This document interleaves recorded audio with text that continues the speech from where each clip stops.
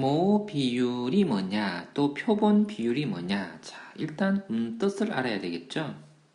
어제 TV에 굉장히 재밌는 걸 했어요. 뭐 축구 경기를 했어요. 또는 뭐 유명한 드라마를 했어요. 자, 어제 드라마 본 사람 이렇게 할 때, 자, 그것을 우리는 표본 비율이다라고 합니다. 100명 중에 조사를 했더니 5명이 봤다는 거예요. 그쵸? 5% 비율로 그 드라마를 봤구나. 근데 실제 뭐 우리 대상은요, 우리나라 전 국민이라고 생각한다면 그것에 대한 비율은 아직 모르죠. 조사를 해봐야 하는 건데 모두 다 물어봐서 다 확인한다면 전수조사가 되겠지만 그렇게는 할 수 없잖아요. 그래서 우리는 표본 비율을 가지고서 우리는 계산할 거다라는 이야기입니다. 자, 다시 말해서 어떤 사건에 드라마를 봤다는 사건에 대하여 비율 P로서 N번 추출을 한다. 그러니까 뭐 100명을 추출한다라 할 때에 그 사건이 일어났을 그 횟수를 우리는 X라 할 때 이건 꼭요. 이 항분포와 같이 생겼잖아요. 6가락 4개를 던졌는데 개가 나오려면 2번이 나와야 하는 거잖아요. 그렇죠? 또 6가락 4개가 있는데 3번이 나와야 글이 되는 거잖아요. 그러한 분포를 우리는 이항분포다라고 이야기했었죠. 자, 그래서 이항 분포 S에 그 확률 변수 X와 무슨 관계가 있느냐? 를 한번 생각해 보겠습니다. 자, 일단 이쪽으로 한번 봐볼게요. 자, 표본을 조사했어요. 자, 100명 중에서 5명이 반응했다. 뭐 이런 식으로 조사하는 거. 이것을 P, 해시라고 하는 거. 요걸 말 안 했네요. proportion의 initial P를 땄고요. 자, 표본의 비율은요, P 해시라고 위에 이렇게 모자를 하나 씌워놨네요. 그죠? P 해시라고 있습니다. 표본 비율, 모 비율 이렇게 구분해서 나타내고 있군요.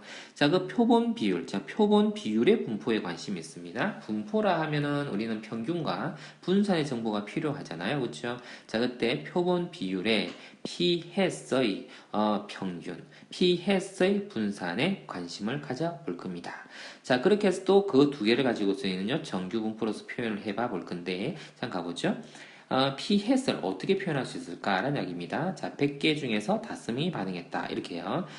그러면 생각해보죠. 자, 그럼 이 n과 이 p가 예를 들어서, 얘 원래 참값이라고 할 수 있는데, 얘는 뭐 근사값이라 할 수 있겠죠? 참값을 가지고서, 뭐, 6가락이 하나 뒤집어질 확률이 2분의 1이다라고 한다면, 4개를 던졌다라 할 때 평균은 np, 이렇게 계산하잖아요.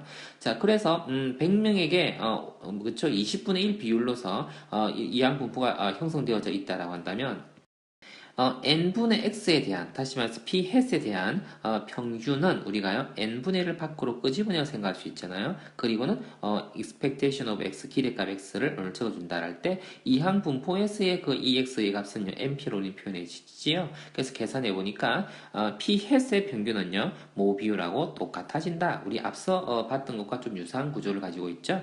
자, 또 하나는요, 분산. 이것의 분산 우리가 어떻게 나타냅니까? x의 개수가 n분의 1인데 그 n분의 1을 제곱해서 나타내어지잖아요. 그렇죠? 자, 그랬을 때 이와 같이 표현할 수 있을 것이고 분산은 역시요 npq로 나타낼 수 있을 것이므로 이렇게 나타낼 수 있고 약분되어져서 n분의 pq라고 표현되어집니다. 자, 이렇게 우리는 관계가 있는데 이 관계를 가지고서 이 정규분포로서요, 자, 뭘 어떻게 나타낼 수 있는지 한번 살펴보겠습니다. 자, 여기서 이제 용어를 이제 알았기 때문에 이 용어를 가지고서 어떻게 적용할지가 일단 상당히 복잡하게 여겨질 수 있습니다.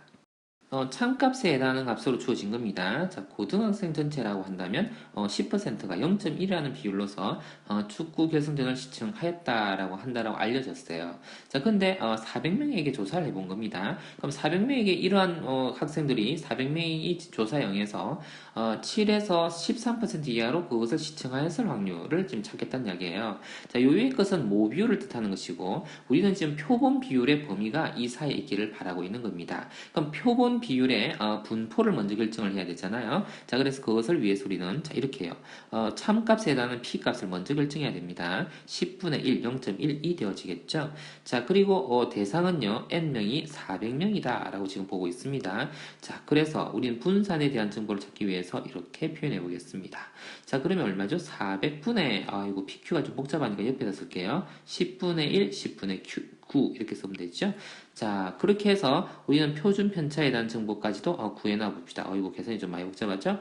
자, 20, 400을 루트 씌운 거니까요. 10 그리고 3 이렇게 되어집니까? 그럼 200분의 3이라는 표준 편차가 구해졌습니다.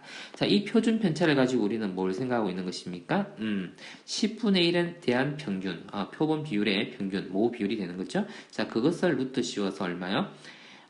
루트를 씌울 필요가 없네요. 루트 씌운 결과가 이것이었으니까, 그죠? 자, 이건 지워놓고, 자, 그럼 얼마입니까? 200분의 3의 제곱. 이렇게 쓰면 되겠죠? 자, 그걸 가지고 우리는요, 자, 뭘 계산합니까? 이렇게 계산하면 되겠죠? p 해시 자, p 해시 이 범위에 있기를 지금 바라고 있는 겁니다. 이 분포에서요. p 해시 자, 그러면 100분의 7이라는 비율 이상 그쵸 누가요? p 해시요. 자, 그리고 100분의 13이 있게 될 확률 이걸 구하고 있는 겁니다. 자, 그럼 이것을 우리는 표준화시키는 과정이 필요하지요. 자, 그래서 100분의 7에서 평균에 해당하는 모 비율인 10을 적었고요. 그리고 200, 이 계산이 좀 복잡합니다. 자, 이런 계산류가요. 자, 그러면 ZS에 대해서도 마찬가지겠죠? 조금 빠르게 적어볼게요. 100분의 10이었고, 나누기 200분의 3. 이렇게 적었습니다. 자, 그러면 이거 열심히 계산해주면 아마요. 자, 이렇게 계산되어졌고요. 자, 그 비율은 자, 이런 계산이 되어졌다는 얘기입니다. 9544. 뭐, 계산 과정은 너무나 뚜렷하게 잘 알 수 있겠죠? 자, 이런 결과가 나왔다. 다시 말해서 우리는요, 모 비율, 그리고 표본 비율이라는 것을 가지고 표본 비율의 분포를 지금 우리가 나타낸 것입니다. 표본 비율의 분포 이것을 가지고 이제 사용법을 지금 한번 다뤄본 겁니다. p-햇에 대한 분포를 지금 다뤄놓은 거예요. 그것의 평균이 이것이고 그것의 분산이 이것이다 라는 이야기죠. 자, 그것을 이렇게 계산한 다음에 자, 이러한 분포 이러한 확률을 우리는 지금 xp 바에 대한 p 햇에 대한 범위로서 우리는 확률을 계산할 수 있었다라고 우리는 생각할 수 있습니다. 그러니까 지금까지 정규분포에서 다루던 것과 좀 다른 어떤 비율에 대한 분포를 우리는 지금 다뤄본 겁니다.